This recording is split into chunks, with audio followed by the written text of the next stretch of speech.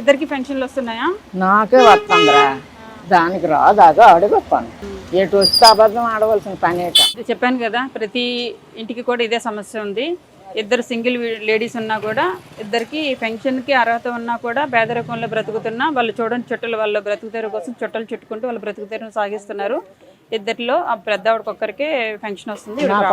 కొత్తది మరి రెంట్ ఎంత? 600 ఇస్తున్నారు.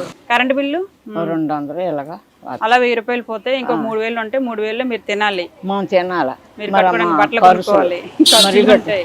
పడి పన్ను అంటే అదే అంటున్నాను, మందుల ఖర్చులు ఉంటాయి.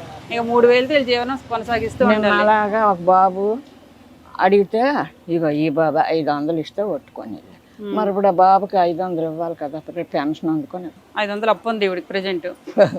ఆ బాబే పెన్షన్ వస్తే అప్పు ఆ పక్క ఆయనకి ఇస్తారు. ఇక ఈ బాబే ఇచ్చాడు. ఇచ్చిన వాళ్ళని మర్చిపోకూడదు కూతురా.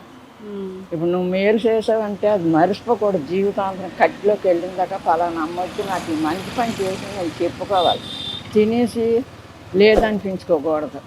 సరే తల్లి, మంచిది. మీ మంచి మనసుకు దేవుడు తప్పకుండా మీకు సాయం చేస్తారు. ఏమో తల్లి, బాధపడకండి అమ్మా.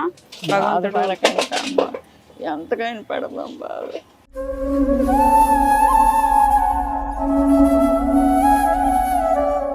నేను అక్కడికి వెళ్ళి పని చేయగలరా? అవును.